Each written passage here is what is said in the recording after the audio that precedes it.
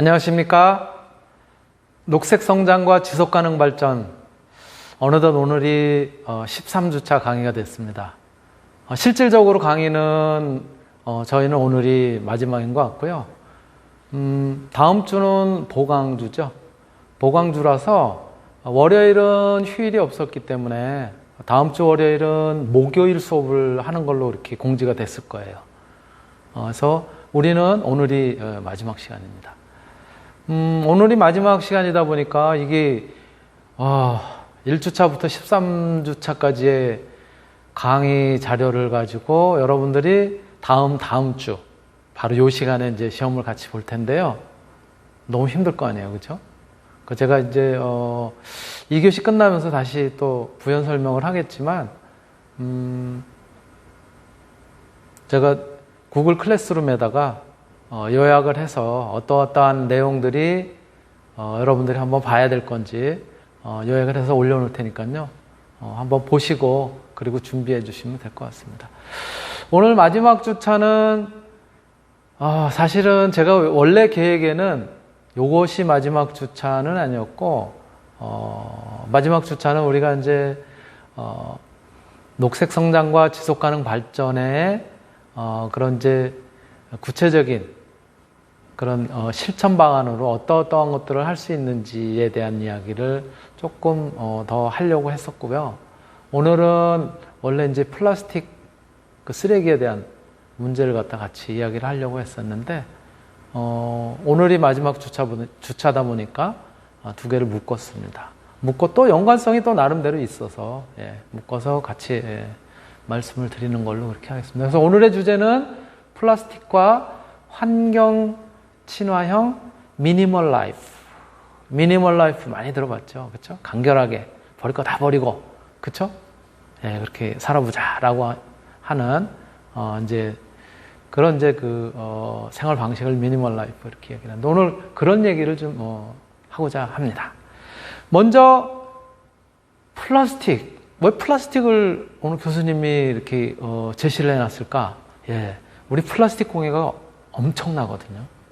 진짜 눈 뜨고 보지 못한다는 얘기는 좀 그렇지만 우리의 이제는 그 어떤 생명 이런 것들도 위협할 정도로 우리 가까이까지 플라스틱의 위협이 지금 다가와 있습니다.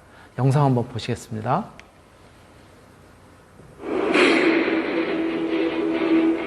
인간이 버린 플라스틱 쓰레기에 고통받는 동물들. 해양 생태계를 위협하는 플라스틱 폐기물. 지구는 플라스틱 쓰레기로 몸살을 앓고 있습니다. 20세기 최고의 발명품에서 최악의 애물단지가 되어버린 플라스틱. 2015년 미국 연구팀이 코스타리카 해안에서 발견한 바다거북. It's not a hook, right? I mean, she can't get a hook in there. 거북이는 코에 박힌 이물질로 몹시 괴로워하고 있었습니다. Man. 바다거북의 코에선 10cm가 넘는 플라스틱 빨대가 나왔습니다. 버려진 플라스틱 쓰레기로 고통을 받는 건 바다거북뿐만 아닙니다. 지난 5월 태국 남부 해안에서 발견된 고래의 뱃속에선 8kg에 달하는 비닐봉투 80여 장이 나왔습니다. 우리나라는 전 세계에서 플라스틱을 가장 많이 소비하는 국가. 플라스틱 포장재 사용량도 두 번째로 높습니다. 1년에 사용하는 비닐봉지만 1인당 420개. 1년에 4장을 쓰는 핀란드보다 105배 높은 수치입니다. 장을 본 사람들이 한 곳에 모여 구매한 물건들의 포장을 뜯기 시작합니다. 이거예요, 이거. 이만큼 들었어, 이만큼. 금세 플라스틱 쓰레기들이 카트가 넘치도록 쌓입니다. 이 정도면 장을 본 건지 쓰레기를 산 건지 구분이 안 될 정도인데요. 더 큰 문제는 이러한 플라스틱 포장재 중에 재활용이 어려운 것들이 많다는 겁니다. 지금 얘는 캡이 PVC라고 표시가 되어 있긴 해요. PVC는 다른 성분, 가소제가 첨가되어 있기 때문에 다른 이런 페트랑 섞이면 재활용이 안 돼요. 그래서 사실은 재활용이 불가능하다고 봐도 무방한데 이런 제품들이 일반인들이 그냥 보기에는 플라스틱 재질이라고 착각하기 쉬워서 버릴 수도 있는 거죠. 그리고 얘는 플라스틱이고 스트로우는 PP고 이 리드는 아더라고 돼 있어요. 얘가 아더예요. 같은 제품이지만 이렇게 지금 쓰이고 있는 플라스틱이 다 다르기 때문에 얘들 다 따로 버려야 되는 거죠. 쓰지 않고 만들지 않으면 버릴 게 없잖아요. 그렇기 때문에 재활용이 최종적인 정답은 아니다. 재활용을 하기 때문에 우리는 뭐 이렇게 해도 된다라는 게 아니라 아예 처음부터 쓰레기를 만들지 않을 방법으로 정책이나 시민인식이 계속 발전해야 된다고 생각합니다. 저렴한 가격과 무궁무진한 활용성으로 인류에게 풍요와 편리함을 안겨준 플라스틱. 플라스틱의 역사는 그리 길지 않습니다. 1860년대 값비싼 상아로 만들었던 당구공의 대용품으로 처음 만들어졌고 1900년대 초 전기 화학회사를 운영하던 베이클랜드가 오늘날의 플라스틱을 만들었습니다. 이제는 플라스틱 없는 삶은 상상조차 할 수 없는데요. 세상에 등장한 지 150년 만에 플라스틱은 우리의 일상을 점령해버렸습니다. 1950년대 이래로 2015년까지 전 세계에서 생산된 플라스틱은 약 83억 톤. 이 중 약 63억 톤이 쓰레기로 배출됐고 그중 단 9%만이 재활용됐습니다. 우리가 쓴 플라스틱은 먹이 사슬을 통해 다시 우리의 식탁으로 돌아와 우리의 삶을 위협하고 있습니다. 네, 이렇게 플라스틱 폐기물이 이제 우리 스스로를 위협할 정도로 그렇게 넘쳐나고 있다는 거죠. 어마어마합니다. 조금 전에 보신 것처럼 해양 생물 같은 경우는 굉장히 심각한 피해를 받고 있고요. 고래라든가 또 거북이라든가 뿐만이 아니에요.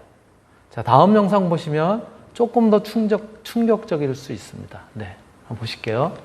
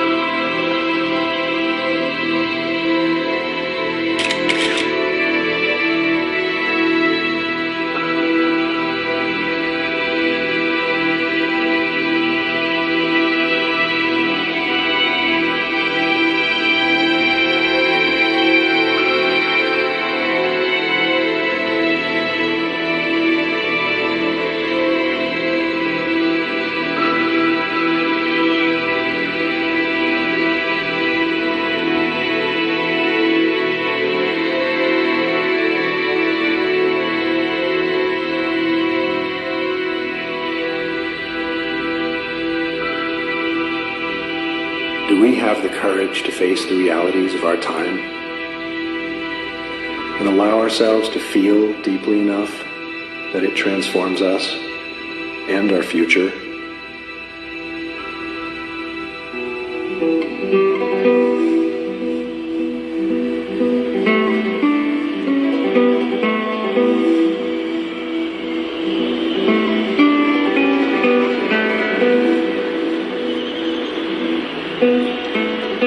Come with me on a journey through the eye of beauty.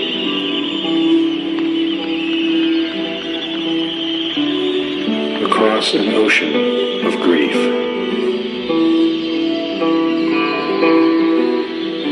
And beyond.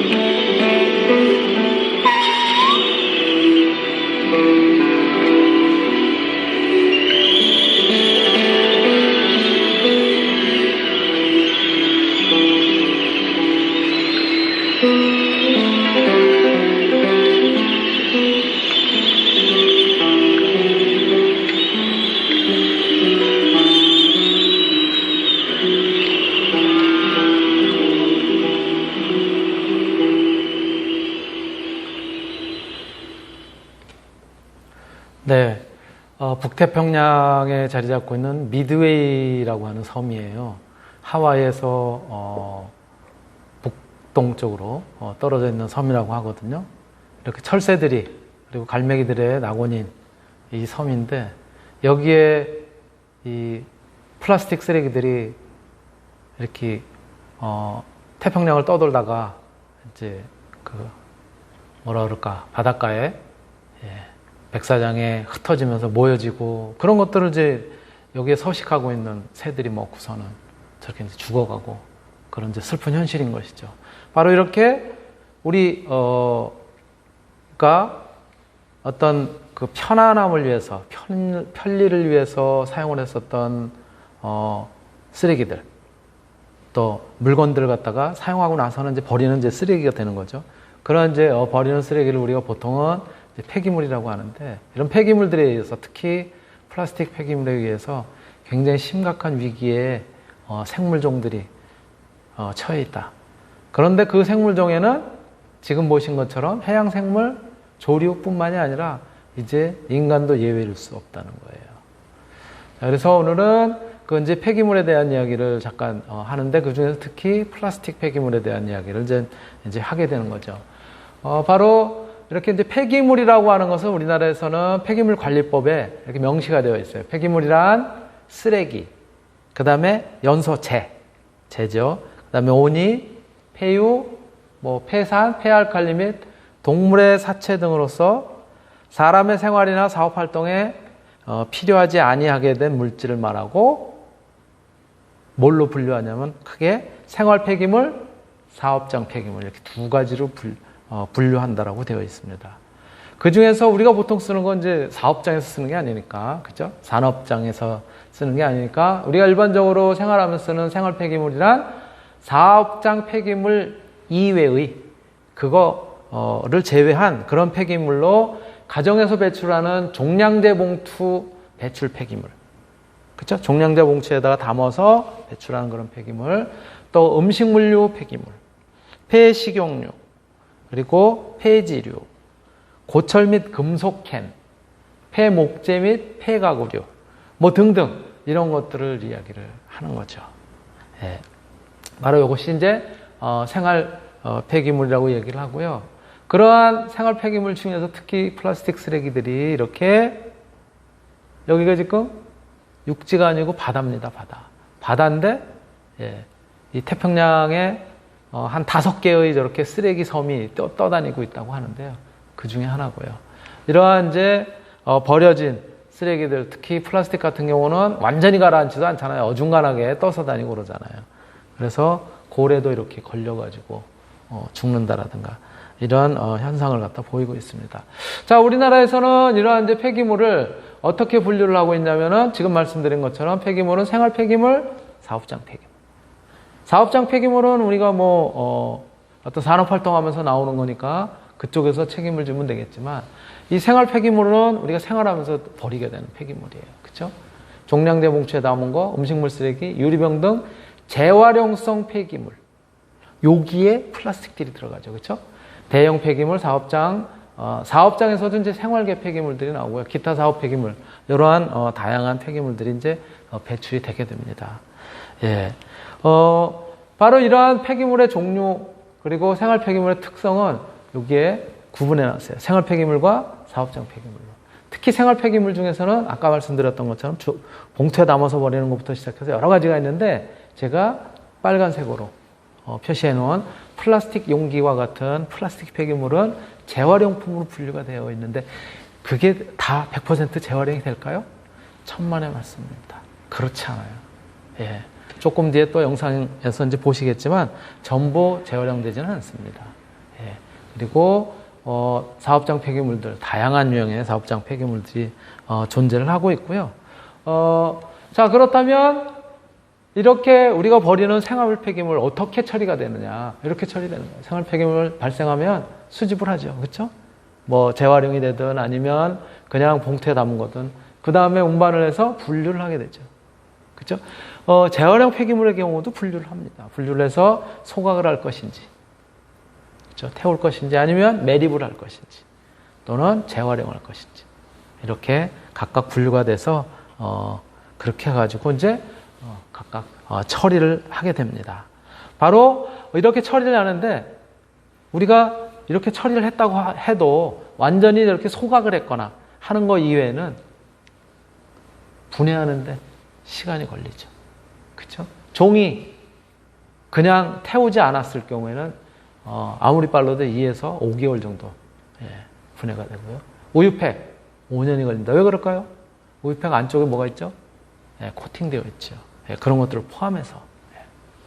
나무젓가락 20년 다 썩는데 나무가 분해가 되는데, 일회용 컵 20년 나무랑 같으니까. 금속캔 100년 금속캔이에요. 저거는 이제 녹스는 주로 부식되는. 일회용 기저귀 100년 플라스틱으로 만들어져 있습니다. 알루미늄 캔 같은 경우는 더 오래 걸려요. 500년. 플라스틱 병이라든가 캔 같은 경우도 500년. 플라스틱 병, 그 다음에 가방 이런 것들도 마찬가지예요. 500년 이상이 걸립니다. 종류에 따라 조금씩 다르겠지만 대부분 이렇게 굉장히 오랜 기간이 소요가 됩니다. 이러한 분해하는데 굉장히 오래 걸리는데요. 그럼에도 불구하고 우리가 플라스틱을 재활용하려고 노력을 하고 있잖아요. 그런데 재활용이 다 되냐? 그렇지 않아요. 플라스틱 용기들이 여러 가지 문제점을 안고 있다는 거예요. 편의점용 커피 저런 거 용기 같은 경우도 보면은요, 아까 잠깐 보셨겠지만 용기가 뚜껑 다르고 몸통 다르고 다르다고요. 빨대 다르고 이런 식으로. 또 생수 음료수용 페트병 같은 경우도 저렇게 칼라도 있고 뚜껑 다르고 저 몸통 달라요. 일회용 커피점 요 컵도 마찬가지고, 페트병 맥주 용기 칼라도 있잖아요. 또 샴푸 세제 용기 같은 경우는 저거는 이게 누르잖아요. 누르는 거는 안 눌렀을 때는 다시 튀어나오니까 여기 철로 된 스프링도 있다고. 굉장히 다양한 종류들이 저기 같이 포함이 되어 있어요. 그래서 이러한 분리수거를 했다고 하더라도 완벽하게 우리가 재활용하기 위해서는 굉장히 어려운 점들이 많기 때문에 특정한 것들만 모아가지고 그래가지고 활용을 하고요. 그렇지 않은 거는 다 버립니다. 마찬가지 재활용이 안 된다고 그렇게 얘기를 하고 있어요. 이러한 문제점이 있고요. 또 여러 가지 알루미늄이 같이 붙어있는 어떤 멸균팩이라든가 이런 것들 있잖아요. 주스 같은 경우 안에 알루미늄이, 그쵸? 알루미늄 시트가 아주 얇게 그렇게 붙어 있잖아요. 그쵸? 또 무색, 갈색, 녹색의 유리병 같은 경우도 이제 그런 경우고요. 그래서 위쪽에 있는 이렇게 재활용이 잘 안 되는 그런 부분을 해소하기 위해서 우리나라에서 조금 이제 바꿔서 재활용이 용이하게 지금 이제 하고 있죠. 올해부터 모든 음료수병은 색깔을 갖다 넣을 수 없도록 되어 있어요. 그냥 저렇게 흰색이에요. 투명해요. 그리고 비닐로만 얇게 거기에 인쇄를 하든 뭘 하든 그렇게 하도록 되어 있습니다. 그래서 이렇게 뜯어서 절취해가지고 겉에 있는 건 떼서 버리게 되어 있고요. 네, 그런 형태로 되어 있습니다. 이렇게 이제 조금 더 이제 바뀌어가고 있다라는 거죠. 또 우리가 실제로 사용하는 데는 근데 요거는 같은 플라스틱이라고 보이지만 사실 그렇지 않다는 거예요. 종류가 이렇게 많아요. PET, 페트병이라고 얘기하는 폴리에틸렌 테레포탈레이트라고 하는 것도. HDPE, 고밀도 폴리에틸렌.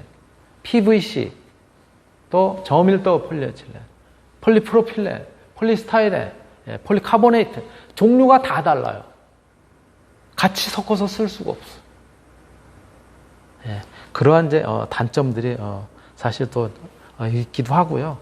또 우리나라에서는 얼마 정도 그러면 배출이 되느냐? 어마어마합니다. 우리나라에서 나오는 일회용 플라스틱 사용량이 우리나라에서 비닐봉지만 235억 개 쓴답니다. 1년에. 어마어마한 거죠. 46만 9천 톤이에요. 페트병이 49억 개. 우리 인구가 얼마죠? 5천만이라고 했잖아요. 49억 개니까 얼마예요?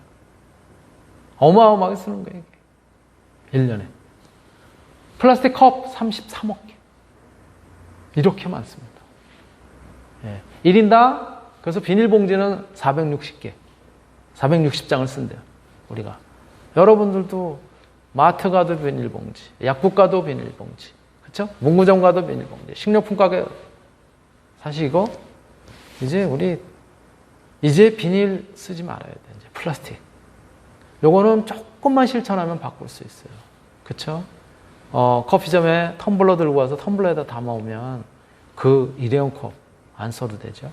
굉장히 우리가 노력을 할 수 있습니다. 페트병 마찬가지 1년에 96개씩이나 쓴다고 합니다. 플라스틱 컵 65개. 어마어마한 양이에요.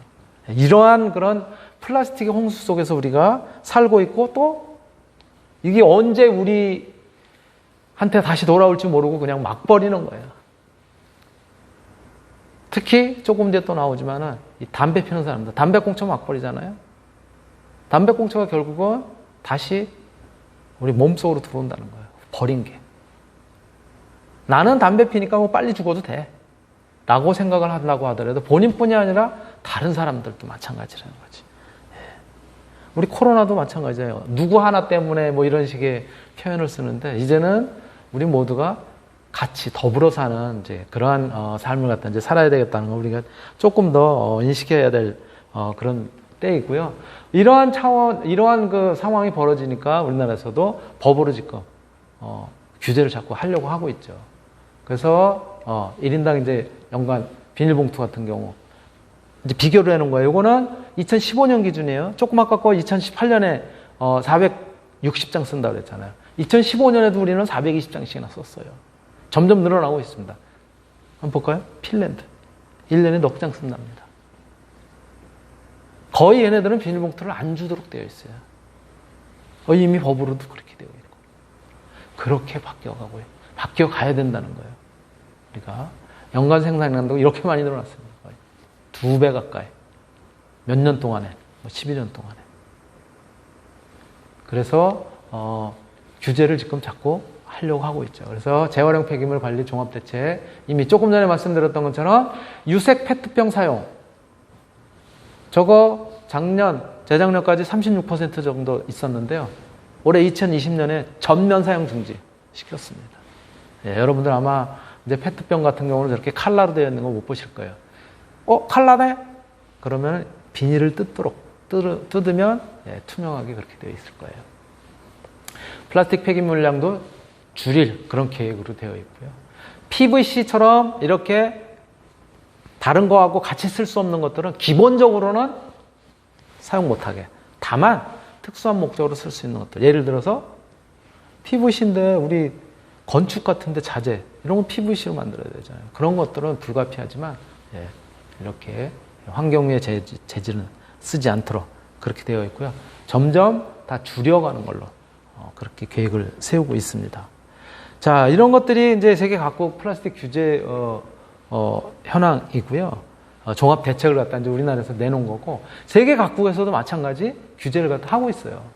이렇게 세계 각국의 플라스틱 규제 현황. 우리나라가 이제 지금 마찬가지 표현을 했잖아요. 비닐 재활용 2022년에는 90%까지 올리겠다. 유색 페트병 올해부터 무색으로 투명한 걸로. 그렇죠? 일본, 중국 전부 지금 규제를 하고 있습니다. 세계 각국에서. 이 플라스틱 문제가 이제는 어느 한 나라의 문제가 아니라 전 세계적인 문제이기 때문에 아까 보신 것처럼 이제 북극의 빙하에서도 빙하라는 게 그냥 옛날에 얼음만 있는 것이 아니라 근래에서도 추울 때는 이제 얼을 거 아니에요. 그 빙하 속에서도 발견이 된다는 거예요. 이 플라스틱들이 이렇게 심각한 상황으로 되어 있고요. 그래서 자꾸 규제를 갖다 이제 하고 있고 그렇습니다. 그럼에도 불구하고 여전히 강물을 떠다니면서 하천을 통해서 바다로 자꾸 유입되는 그런 플라스틱들은 밀도가 낮으니까는 둥둥둥둥 떠다니면서 그러면서 햇빛을 계속 맞겠죠. 그러면 햇빛의 강한 자외선이라든가 이런 것들에 의해서 이제 조금씩 열화가 되고 결국은 나중에 분해가 돼서 떨어져 나오는 거예요. 아주 얇은 덩어리로. 또 지들끼리 부딪혀가지고도 또 자꾸 쪼개지고 이러한 여러 가지 현상이 일어나는데요. 바로 바다에 유입되는 플라스틱 같은 경우는 그래서 가장 많은 게 뭐냐면요. 우리 버린 그런 거라고 생각하지만 이겁니다. 세탁을 통해서. 여러분들, 저도 마찬가지지만 우리가 입는 옷 중에서 100% 면으로 되어 있는 경우가 그렇게 많지 않잖아요. 그렇죠? 속옷이라든가 또는 순수한 면 제품 이외에는 웬만한 건 폴리에스터 제품이라든가 이런 건 다 플라스틱이에요. 그래서 합성 섬유가 제일 많습니다. 35%. 그 다음이 타이어예요. 자동차 타이어. 그 다음에 도시 속에 포함되어 있는 먼지. 이런 형태요. 페인트. 이렇게. 이런 것들이 결국은 최종적으로 해양으로 유입되는 그런 유형의 플라스틱 폐기물이 된다는 것이죠. 예. 그래서 자꾸 줄이려고 하는데 올해 무슨 일이 있었죠? 올해 지금 우리가 괴롭지만 코로나19로 인해 가지고 너도 나도 할 거 없이 마스크 다 쓰잖아요. 마스크 면으로 만드나요? 물론 면 마스크도 이제 쓰긴 쓰죠. 대부분의 이 방역 마스크, 보건용 마스크 같은 경우는 이게 다 플라스틱 재질로 되어 있단 말이에요. 부지포로 되어 있는. 이런 것도 그냥 버리잖아요, 이제. 그쵸? 예. 버리고, 물론 바닷가로 안 보내고, 이거는 이제, 반드시 생활 폐기물 중에서 봉투에 담아서 이제 버리도록 되어 있죠. 예. 이런 것들도 굉장히 문제라는 거예요. 그래서 지금 코로나19가 오히려 이러한 노력을 하는데 찬물을 끼얹는 그런 역할도 지금 거꾸로 하고 있어서 좀 안타까운 거예요. 특히 병원에서 나오는 의료 폐기물들은 반드시 태워야 되는데 왜 그러냐면 병원성 물질들이 혼합되어 있을 수 있으니까 이게 또 대기오염을 갖다 일으키기도 하고 아주 지금 이게 어느 방향으로 흘러야 되는지 굉장히 좀 어려운 그런 시기입니다. 한번 볼게요. 그런 상황.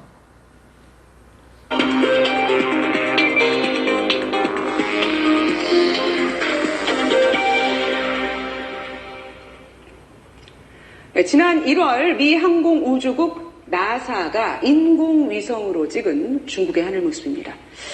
자, 이쪽이 베이징 부근인데요. 이 붉은색과 주황색 이산화질소 농도가 아주 짙다는 뜻입니다. 그런데 1월 말부터 중국에서 코로나19로 인한 봉쇄가 시작이 되면서 2월 중순에는 중국의 하늘이 이렇게 깨끗해졌습니다.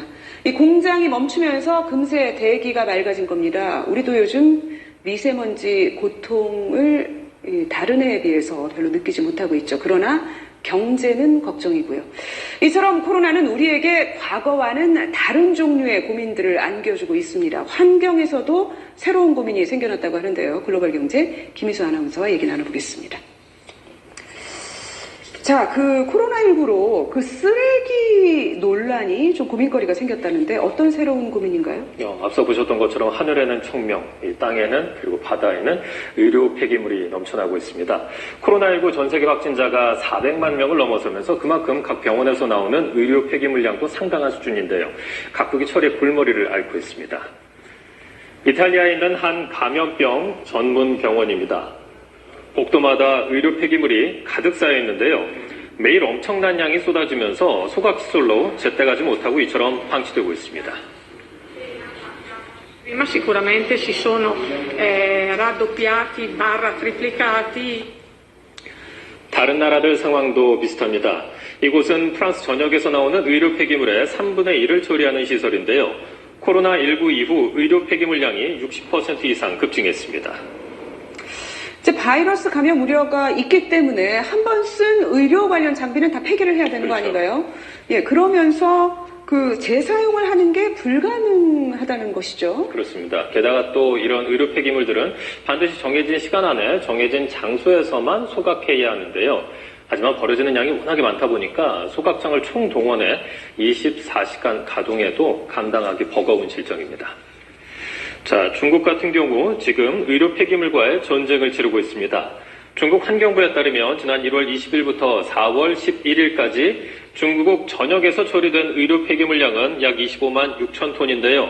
지금도 우한시에서는 하루 100톤가량이 쏟아져 나오고 있습니다. 마스크 문제도 짚어보죠. 코로나19 확산을 위해서 마스크 사용을 의무화하는 나라가 늘고 있는데 이 마스크가 일반 쓰레기죠. 다 버려야 되는 거죠. 그렇습니다. 특히 중국 같은 경우에는 하루에 1억 장 넘는 마스크가 생산되고 있는데요. 좀 바꿔 말해보면은 하루 1억 개의 마스크가 쓰레기로 버려진다고 예상해 볼 수 있겠습니다. 홍콩 사우스 차이나 모닝포스트는 우한시 한 마을에서 매일 버려진 마스크 200에서 300kg을 걷어가고 있다고 전했습니다. 거리에 이렇게 함부로 버려지는 마스크도 문제로 지적되고 있습니다. 땅바닥에 나뒹굴고요. 쓰레기통에 던져지기 일쑤입니다. 심지어 바닷가에서도 이렇게 손쉽게 발견됩니다. 29 in just about half an hour. 문제는 마스크뿐만이 아닙니다. 미국과 영국 등 세계 곳곳에서 라텍스 장갑도 버려진 채 발견되고 있는데요. 이제 마스크와 장갑이 바다거북 등 해양 동물들의 목숨을 위협하고 있습니다. 그러게요. 저도 이제 길 다니면서 마스크가 버려져 있는 거를 많이 봤는데 이 마스크를 이제 쓰레기 나오는 것도 줄여야 되고 또 정확하게 쓰레기로 좀 버려야 될 것 같습니다. 자, 이 코로나19로 쓰레기난이 심각해지고 있군요. 전 세계적으로 봤을 때. 그렇습니다. 이제 감염 우려 때문에 요즘 같은 경우에 이제 포장해서 음식을 배달하거나 주문하는 사람들이 좀 늘고 있잖아요. 그렇다 보니까 일회용 플라스틱 쓰레기도 급증하고 있습니다. 거리는 쓰레기로 넘쳐납니다. 택배 종이 상자부터 일회용품 포장재까지 서로 뒤엉켜 있습니다. 쓰레기를 무단으로 갖다 버리는 몰지각한 사람도 일부 생겨났는데요. 영국의 경우 봉쇄 조치 이후 쓰레기 불법 투기량이 88% 증가했다는 현지 보도도 있었습니다. 미국 CNN은 코로나19로 인해 플라스틱 쓰레기 줄이기에 힘썼던 그간의 노력이 이렇게 뒤로 밀려나고 있다고 지적하기도 했는데요. 지금까지의 성과가 수포로 돌아가지 않도록 대비책 마련이 시급해 보입니다. 그렇습니다. 코로나19가 장기화될 수 있어요. 우리가 이 노력이 물거품이 되지 않도록 또 이 쓰레기 부분에 대해서도 좀 생각을 해봐야 될 것 같네요. 김희선 아나운서 잘 들었습니다.